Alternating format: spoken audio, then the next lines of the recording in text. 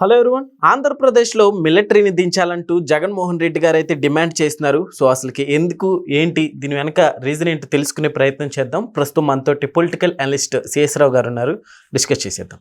Hello sir. Hello. ఎందుకు sir Jaganmohan Reddy గారు ఈ టైంలో ఇలా డిమాండ్ చేయడానికి కారణం ఏంటి?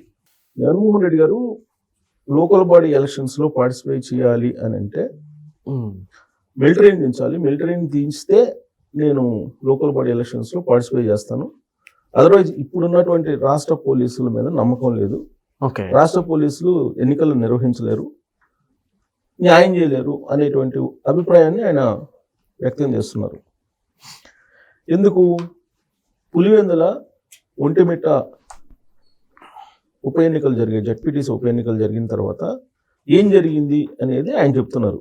ఆ రెండు ఫలితాలని ఉదాహరణగా చూపిస్తూ నాకు మిలిటరీని దించితేనే రాబోయేటువంటి రోజుల్లో నేను లోకల్ బాడీ ఎలక్షన్స్ అంటే స్థానిక ఎన్నికల్లో జడ్పీటీసీ, ఎంపీటీసీ, తర్వాత కార్పొరేషన్, మున్సిపాలిటీలు ఈ ఎలక్షన్స్ జరగబోతున్నాయి, వాటిలో నేను పార్టిసిపేట్ చేస్తాను అని చెప్తున్నారు. ఇప్పుడు లేదంటే నేను ఆ ఎన్నికలకు దూరంగా ఉంటాను అని అంటున్నారు. అంటే దీని అర్థం ఏంటి?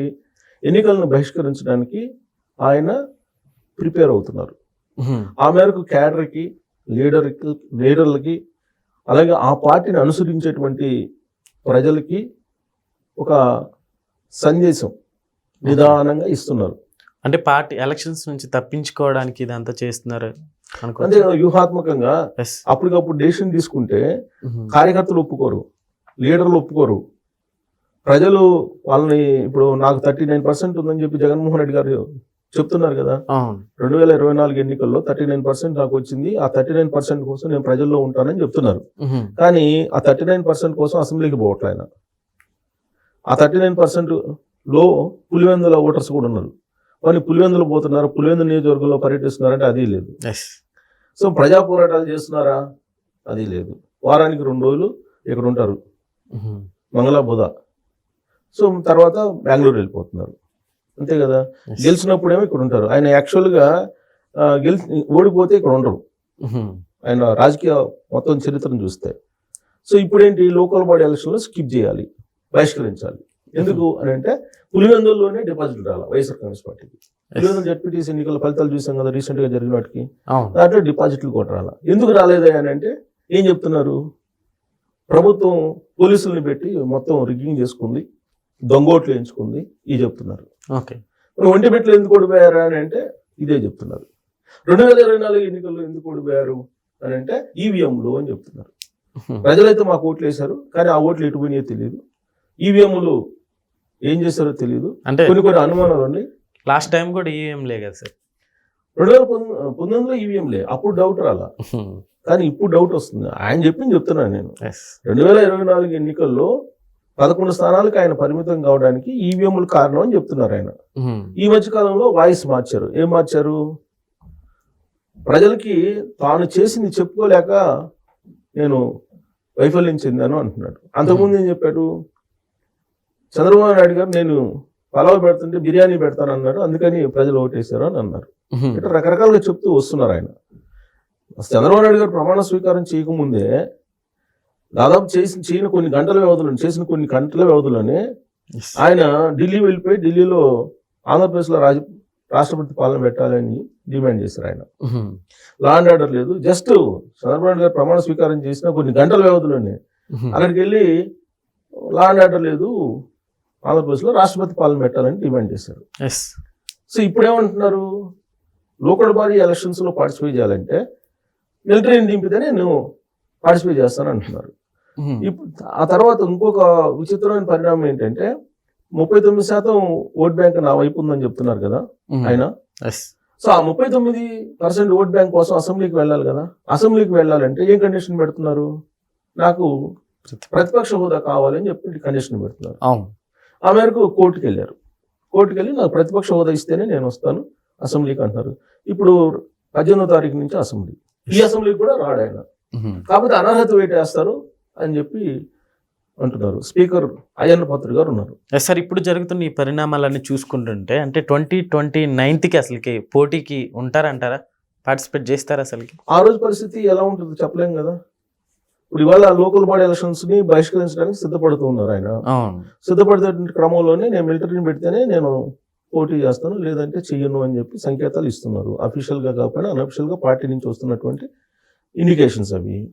రేపు రాబోయేటువంటి రోజుల్లో 2029 ఎన్నికల్లో ఆంధ్రప్రదేశ్ పోలీసులు ఇక్కడ ఉంటే నేను పోటీ చేయలేను అని చెప్పి ఇదే మాట అక్కడ చెప్పగలరా? ఇప్పుడు ఎలక్షన్ కమిషనే కదా ఎలక్షన్లు నిర్వహించేది. అప్పుడైనా ఎలక్షన్ కమిషనే నిర్వహించేది. మరి అప్పుడు కూడా ఇదే డెసిషన్ తీసుకుంటారంటే ఆ రోజు ఉన్నటువంటి పరిస్థితి. ఆ రోజు ఏదో గందరగోళంగా వాళ్ళ with in the family Rajareddy వస్తున్నారు, రాజారెడ్డి పాదయాత్ర చేస్తారు, ఇవన్నీ చెప్తున్నారు కదా. వైఎస్ఆర్ వారసుడు, నిజమైనటువంటి వారసుడు రాజారెడ్డి అని చెప్పి షర్మిల గారు చెప్తున్నారు. జగన్మోహన్ రెడ్డి కాదు, జగన్మోహన్ రెడ్డి ఎప్పుడో బీజేపీకి అమ్ముడు పోయాడని చెప్పి ఆవిడ చెప్తున్నారు కదా. బీజేపీకి ఎప్పుడో ఆయన మెర్జ్ అయిపోయారు, విలీనం అయిపోయారు. బీజేపీలో విలీనం అయినటువంటి పార్టీ వైఎస్ఆర్ కాంగ్రెస్ పార్టీ బయటికి కనిపిస్తుంది కానీ విలీనం కానట్టు, బట్ విలీనం అయిపోయింది, బీజేపీ తోటి కలిసి నడుస్తుంది, బీజేపీ తోటి ఉంది అని చెప్పి షర్మిల గారు చెప్తున్నారు కదా. రాజశేఖర రెడ్డి గారు కనుక బతుకున్నట్టయితే జగన్మోహన్ రెడ్డి గారు చేస్తున్నటువంటి పాలిటిక్స్ ని చూసి కత్తితోటి పొడుచుకునేవాడు అన్నట్టుగా ఏదో మాట్లాడారు ఆవిడ. కత్తితోటి పొడిచేట రాజశేఖర రెడ్డిని అని చెప్పి రాజశేఖర రెడ్డి యొక్క విలువల్ని, రాజశేఖర రెడ్డి యొక్క భావజాలాన్ని, ఆయన యొక్క చరిష్మాని కత్తి తీసుకొని పొడిచాడు జగన్మోహన్ రెడ్డి అని చెప్పి నిన్నగాక మొన్న షర్మిల గారు కామెంట్ చేశారు కదా. చేస్తూ నిజమైనటువంటి వారసుడు వైఎస్ఆర్కి తన కుమారుడు రాజారెడ్డి అని చెప్తున్నారు. సో రేపో మాపు రాజారెడ్డిని కూడా తీసుకొచ్చే అవకాశం ఉంది. తీసుకొచ్చిన తర్వాత ఆమె స్టెప్స్ ఎలా ఉంటాయో తెలియదు. ఆమె స్టెప్స్ వేగంగా ఉండి ప్రజలందరూ కనుక అటువైపు ర్యాలీ అయ్యారనుకోండి, వైఎస్ఆర్ కాంగ్రెస్ పార్టీలో ఉండేటువంటి ఆయన చెప్తున్నటువంటి ఓట్ బ్యాంక్ ఇప్పుడు ఉండకపోవచ్చు. 39% 2024లో ఉన్నటువంటి ఓట్ బ్యాంకు ఇప్పుడు ఉండకపోవచ్చు. కారణం ఏంటి? ఆ రోజున ముఖ్యమంత్రిగా 5 సంవత్సరాల పాటు పనిచేశారు కాబట్టి మళ్ళీ వస్తారని చెప్పి మేమంతా సిద్ధం సభలు పెట్టి ఒక పెద్ద ఎలివేట్ చేశారు. ఆ కారణంగా ఆ ఓట్ బ్యాంక్ వచ్చింది. ఇప్పుడు ఉండకపోవచ్చు ఆ ఓట్ బ్యాంకు. సరే, ఆయన ఏదో అనుకోవచ్చు, నాకు ఓట్ బ్యాంక్ ఉంది, నాకు పెరిగిద్ది, గవర్నమెంట్ యాంటీ ఓట్ బ్యాంక్ అన్న వస్తుంది అని. బట్ రాజారెడ్డి యాక్టివ్ అయితే ఆయన పరిస్థితి ఏంటి? సో ఓవరాల్ గా ఏంటంటే ఎన్నికల్లాగా ఆయన చూడలేదు అనేటువంటి భావన కలుగుతుంది ఆయన ఇస్తున్నటువంటి సంకేతాలను బట్టి అనేది చర్చ జరుగుతుంది. అలాగే పోలీసులు ఆయన అధికారంలో ఉన్నప్పుడే ఆంధ్రప్రదేశ్ పోలీసులు అద్భుతం. ఆయన అధికారం కోల్పోయిన తర్వాత పోలీసులు పనికిరారు ఆంధ్రప్రదేశ్ పోలీసులు. ఎగ్జాంపుల్ ఏంటంటే 2019 నుంచి 2024 వరకు ఆయన అధికారంలో ఉన్నాడు. ఆంధ్రప్రదేశ్ పోలీసులు అద్భుతం అని చెప్పేసి ఆయన అన్నాడు. 2014 నుంచి 2019 మధ్యలో ఆయన ప్రతిపక్షంలో ఉన్నారు. ఆ రోజున హైదరాబాద్ నుంచి పాలిటిక్స్ నడిపారు. అప్పుడు అక్కడ కోడికత్తి కేసు జరిగింది. అలాగే కోడికత్తితో పాటు వివేకానంద రెడ్డి గారు మర్డర్ కేసు జరిగింది. ఆ సందర్భంగా అసలు ఆంధ్రప్రదేశ్ పోలీసుల మీద నమ్మకం లేదు నాకు అని చెప్పి 2014 నుంచి 19 మధ్యలో ఆయన కోడికత్తి కేసు అక్కడ జరిగినప్పుడు డైరెక్ట్ గా హైదరాబాద్ వచ్చారు. డైరెక్ట్ గా హైదరాబాద్ వచ్చి ఎయిర్పోర్ట్ నుంచి డైరెక్ట్ గా హైదరాబాద్ వచ్చి హైదరాబాద్ లో చికిత్స తీసుకున్నారు. ఆంధ్రప్రదేశ్ పోలీసుల్ని వీలున్నంతగా దూషించారు 2014-19 మధ్యలో. ఇప్పుడు మళ్ళా అదే కార్యక్రమం పెట్టారు. అదే కార్యక్రమం పెట్టి ఈ పోలీసుల మీద నమ్మకం లేదు, మిలిటరీని దించితేనే నేను లోకల్ బాడీ ఎలక్షన్స్ ని పార్టిసిపేట్ చేస్తాను అంటున్నారు. ఓకే, సో మరి రాబోయే రోజుల్లో మరి ఆయన ఏం చేస్తారనేది ఆయన స్టేట్మెంట్ ఆయన ఇండికేషన్స్ ని బట్టి అర్థమవుతుంది. సో లోకల్ బాడీ ఎలక్షన్స్ బహిష్కరించబోతున్నారు వైఎస్ఆర్ కాంగ్రెస్ పార్టీ అనేది క్లియర్ గా అర్థమవుతుంది. Okay sir, thank you.